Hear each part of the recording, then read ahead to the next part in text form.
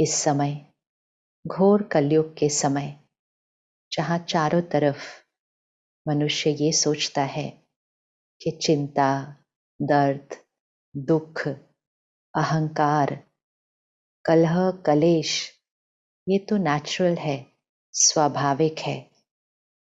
इसमें ही हमें चाहिए होती है ज्ञान की रोशनी, अंधकार को मिटाने वाली रोशनी। और वो रोशनी ये है कि ये सच नहीं है, जो हम सोचते हैं ये सच नहीं है, ये हमारा स्वभाव नहीं है, ये हमारा संस्कार नहीं है। हमारा निज संस्कार, हमारा स्वभाव, हमारा स्वधर्म शांति है, पवित्रता है, शक्ति है, प्रेम है। लेकिन हम ये भूल क्यों गए? और अगर भूल गए तो अब उसको पुनः याद कैसे करें, उसको स्मृति में कैसे लाएं? ये जो मन, बुद्धि, आत्मा, अहंकार अनुभव कर रही है अभी, इसको हम कैसे खत्म करेंगे? आराधना से, तपस्या से, त्याग से हम इसको फिनिश कर सकते हैं, खत्म कर सकते हैं। और जब हम वो करेंगे तो जो आत्मा का मूल संस्कार है वो पुनः जागृत हो जाएगा। अभी वो थोड़ा सा छिपा हुआ है। जैसे ये वस्त्र सफेद है, अब अगर हम सब सफेद वस्त्र पहनते हैं, सवेरे सवेरे तो वो बहुत सफेद होते हैं, स्वच्छ होते हैं, लेकिन सारा दिन में इतना कुछ करते हुए, अनेक सेवाएं कर्म करते हुए वो थोड़ा थोड़ा मैला हो जाता है। और मैला होने पर उस पे थोड़े थोड़े दाग लग जाते हैं। तो अगर 10 लोग हों और 10 लोगों ने सवेरे सफेद वस्त्र पहने हो, लेकिन शाम तक सब 10 के सफेद वस्त्र एक जैसे मैले नहीं होते हैं। किसी पे कोई दाग लगा होता है, किसी पे कोई दाग लगा होता है, किसी पे छोटा दाग लगा होता है, किसी पे थोड़ा सा बड़ी मैल होती है, किसी का दाग तो बहुत फीका सा होता है, किसी का बहुत कड़क दाग होता है। लेकिन हमें याद रखना होता है कि ये सिर्फ दाग है, ये उसका ओरिजिनल रंग उस वस्त्र का नहीं है। लेकिन अगर हम भूल जाएं कि इसका ओरिजिनल कलर सफ़ेद है, अगर हम भूल जाएं तो हम उस वस्त्र को किस नज़रिए से देखेंगे कि ये जो उसके ऊपर लगे हुए दाग हैं, कोई पीला रंग है, कोई लाल रंग है, कोई तेल का दाग है, कोई मिट्टी का दाग है, तो हम तो उस दाग को ही स्वाभाविक समझना शुरू कर देंगे। और हम फिर हर एक को उस दाग के नज़रिए के थ्रू देखेंगे। यही हमारे जीवन की सत्यता हुई है इस समय पर। आत्मा, आत्मा है कौन? शब्द तो हम बहुत बार सुनते हैं, लेकिन क्या हम सारा दिन में याद रखते हैं कि मैं आत्मा हूँ? या सिर्फ हम जब भजन करते हैं, आराधना करते हैं, योग करते हैं, तपस्या करते हैं, सत्संग सुनते हैं, तो हमें याद रहता है कि मैं आत्मा हूँ। लेकिन जैसे ही सत्संग से बाहर निकले तो क्या मुझे याद रहता है कि मैं आत्मा हूँ? या हम फिर वही भाषा बोलनी शुरू करते हैं, मैं ये हूँ, मैं ये हूँ, मैं ये हूँ। हमारे पास बहुत लंबी लिस्ट है कि मैं कौन हूँ। तो सबसे सबसे महत्वपूर्ण बात जो आज बहुत ज़रूरी है वो है पुनः ये याद करना कि मैं कौन हूँ। एक बच्चा पैदा होता है ना? देखें जीवन, अपनी जीवन देखते हैं। बच्चा पैदा हुआ, सबसे पहली चीज बच्चे को क्या मिली? अर्थात उस आत्मा को क्या मिली? एक शरीर मिला। फिर माता पिता मिले। फिर धीरे धीरे धीरे धीरे जैसे बच्चा थोड़ा थोड़ा थोड़ा बड़ा हो रहा है, उसे दोस्त मिले, भाई बहन मिले, फिर वो स्कूल गया, उसको शिक्षक मिले, और फिर उसने पढ़ना शुरू किया तो उसको बहुत सारी नॉलेज मिली, दुनिया की नॉलेज, दुनिया का ज्ञान मिला।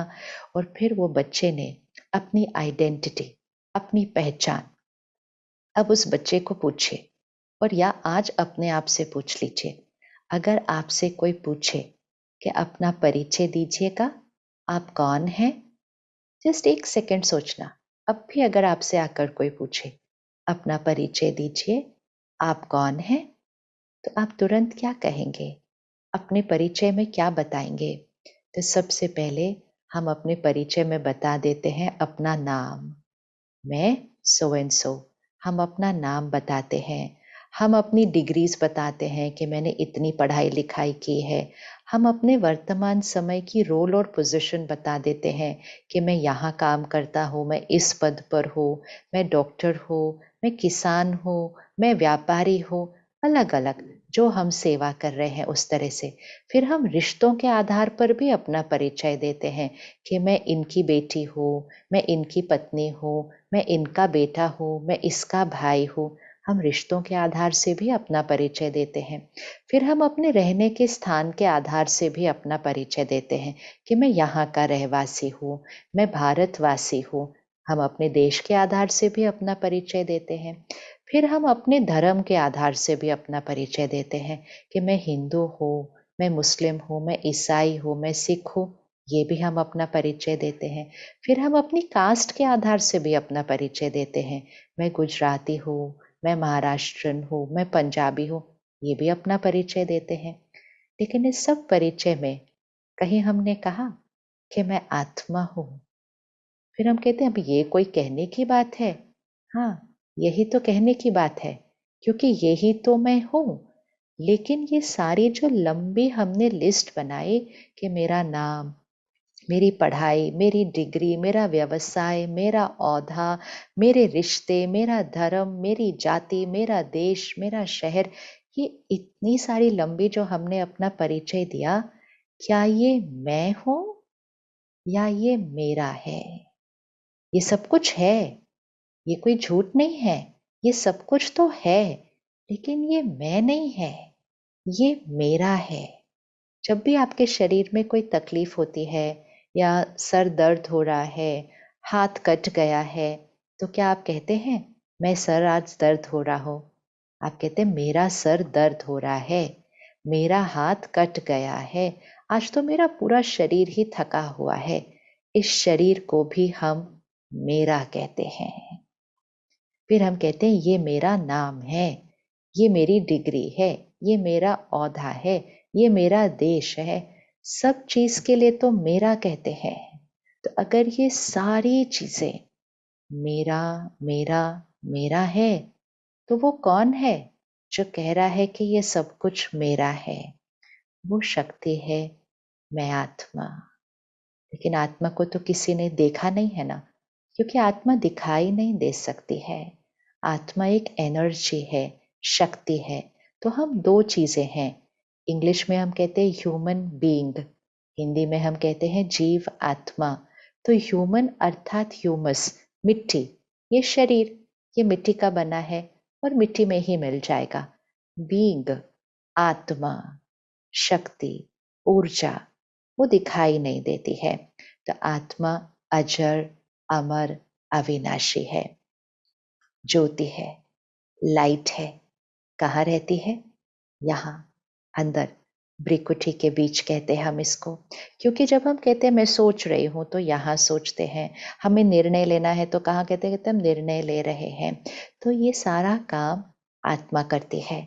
तो हमें आत्मा पता है, लेकिन हम सारा दिन में जब हम कर्म में आते हैं, व्यवहार में आते हैं, हम क्यों याद रखें कि मैं आत्मा हूँ? क्या उससे कोई फर्क पड़ेगा? क्या हमारे कर्मों में कोई परिवर्तन आएगा सिर्फ ये याद रखने से कि मैं आत्मा हूँ? महान परिवर्तन आएगा। हमारी सोच बदल जाएगी, हमारा बात करने का तरीका बदल जाएगा, हमारा व्यवहार बदल जाएगा, हमारा संस्कार बदल जाएगा, सिर्फ एक बात याद रखने से, जिसको हम कहते हैं स्मृति। सिर्फ ये स्मृति रखने से कि मैं आत्मा हूँ, ये सब कुछ मेरा है और इस सबको मुझे बहुत अच्छे से संभालना है, उपयोग में लाना है, लेकिन मेरा है, मैं आत्मा हूँ।